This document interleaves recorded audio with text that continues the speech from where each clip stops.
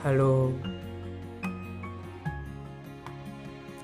bagaimana kabar kalian semua? Kali ini Jalan Kus-Kus mau berbagi cerita karena banyak yang tanya tentang bagaimana sih cara menulis esai yang bagus dan bagaimana kok bisa menang lomba.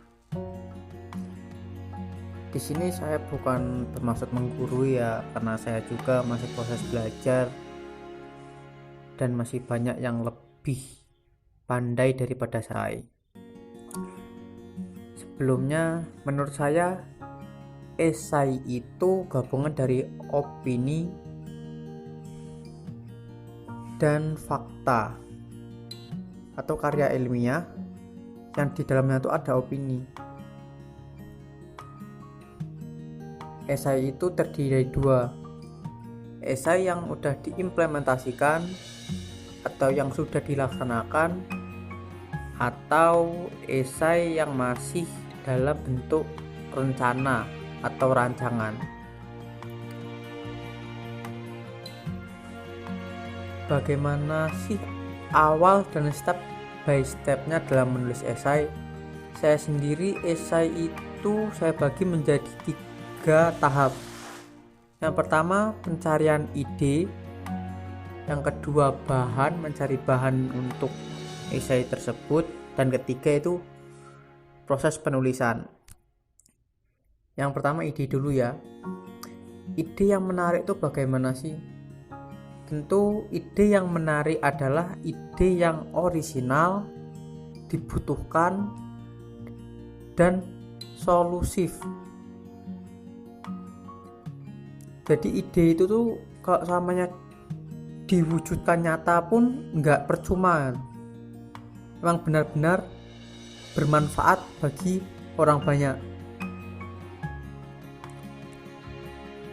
Kalau menurut saya sih pencarian ide sesimpel itu, nggak usah rumit-rumit. Terus yang kedua itu pencarian bahan. Pencarian bahan itu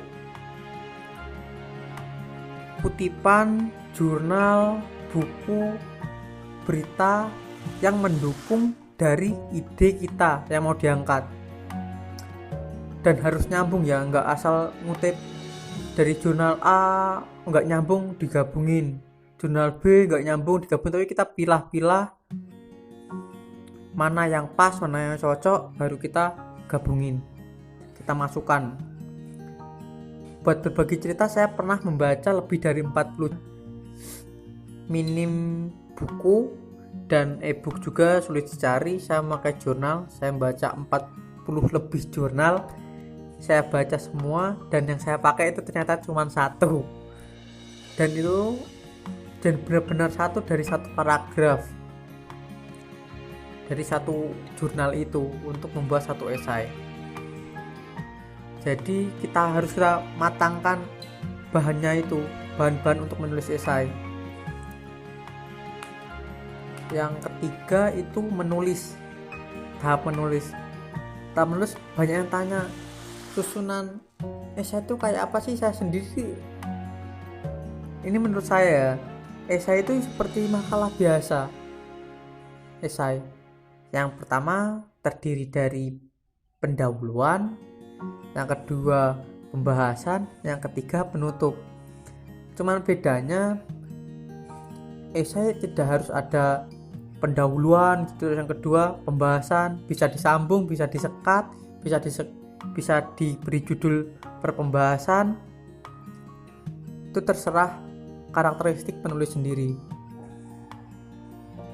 Pendahuluan ya tentunya latar belakang apa sih menulis esai itu tuh, kenapa kita menulis esai itu,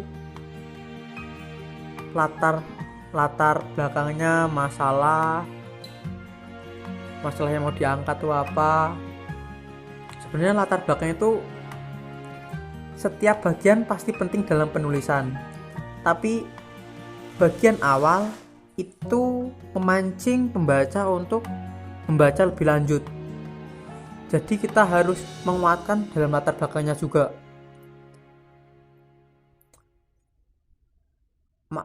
alasan kita nulis esai itu apa sih, masalahnya tuh apa sih, harus kita kuatkan di situ. Terus yang kedua itu ke pembahasan itu bisa mulai kita masukkan ide-ide kita